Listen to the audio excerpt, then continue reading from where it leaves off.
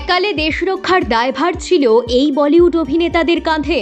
জানেন কি, বলিউডে এমন অনেক অভিনেতা গায়ক রয়েছেন যারা একসময় ভারতীয় সেনাবাহিনীতে কর্মরত ছিলেন, পরবর্তীতে বলিউড তারকা হিসেবে নিজেদের কেরিয়ার গড়ে তোলেন। কার্গিল যুদ্ধের সময় ভারতীয় সেনাবাহিনীর সঙ্গে কাঁধে কাঁধ মিলিয়ে কাজ করেছিলেন বলিউডের এই অভিনেতা। চীন সীমান্তে আর্মি আর্টিলারিতে নিযুক্ত ছিলেন বলিউডের আরেক খ্যাতনামা অভিনেতা হিসেবে তাদের প্রতি শ্রদ্ধা আমাদের সর্বদাই থাকে। ৭৯তম স্বাধীনতা দিবসে ফিরে দেখা যাক সেই তারকাদের যারা একসময় দেশ রক্ষা করেছেন।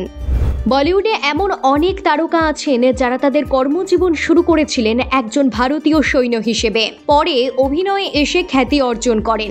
সেনাবাহিনী এবং তাদের লড়াই নিয়ে বহু সিনেমা রয়েছে বলিউডে। সেই জেপি দত্তর বর্ডার থেকে শুরু করে হালের সিদ্ধার্থ মালহোত্রা অভিনীত সেসব ছবিতে সেনাবাহিনীর রণকৌশলের ছবি উঠে এসেছে। কিন্তু জানেন কি, বাস্তবেও বলিউডে এমন কয়েকজন অভিনেতা গায়ক রয়েছেন যারা নিজেদের কেরিয়ার শুরু করেছিলেন একজন ভারতীয় সৈনিক হিসেবে। তাদের মধ্যে প্রথমেই যার নাম বলতে হয় তিনি হলেন নানা পাটেকর। তিনি টেরিটোরিয়াল আর্মিতে অনারারি ক্যাপ্টেন হিসেবে কাজ করেছেন এবং কার্গিল যুদ্ধের সময় ভারতীয় সেনাদের সাথে কাঁধে কাঁধ রেখে দেশ রক্ষার ভার নিয়েছিলেন। তিনি মারাঠার লাইট ইনফ্যান্ট্রির সাথে ৩ বছর প্রশিক্ষণ নিয়েছিলেন। তারপর কার্গিল যুদ্ধের সময় নিয়ন্ত্রণ রেখায় 2 সপ্তাহেরও বেশি সময় কাটিয়েছেন। গুফি পেন্টাল মহাভারতে শকুনির চরিত্রে অভিনয় করে সাড়া ফেলে দিয়েছিলেন গুফি পেন্টাল। সেই পেন্টাল এককালে ছিলেন ভারতীয় সেনাবাহিনীতে। একটি সাক্ষাৎকারে পেন্টাল জানিয়েছেন ১৯৬২ সালে ভারত চীন যুদ্ধের সময় বিভিন্ন কলেজ থেকে সেনা নিয়োগ করা হচ্ছিল। সে সময় ভারতীয় সেনাবাহিনীতে যোগ দেন পেন্টাল। চীন সীমান্তে আর্মি আর্টিলারিতে নিযুক্ত ছিলেন তিনি। বিক্রমজিৎ কানওয়ার পাল, পেজ 3 ছবির বিক্রমজিৎ কানওয়ার পালকে মনে আছে তো? রকেট সিং জব তক হ্যায় জায়ের মতো ছবিতে অভিনয় করেছিলেন। সেই বিক্রমজিৎ কানওয়ার পালও ছিলেন সেনাবাহিনীতে। ১৯৮৯ সালে ভারতীয় সেনাবাহিনীতে যোগদান করেন। ২০০২ সালে মেজর পদ থেকে অবসর গ্রহণ করেছিলেন তিনি।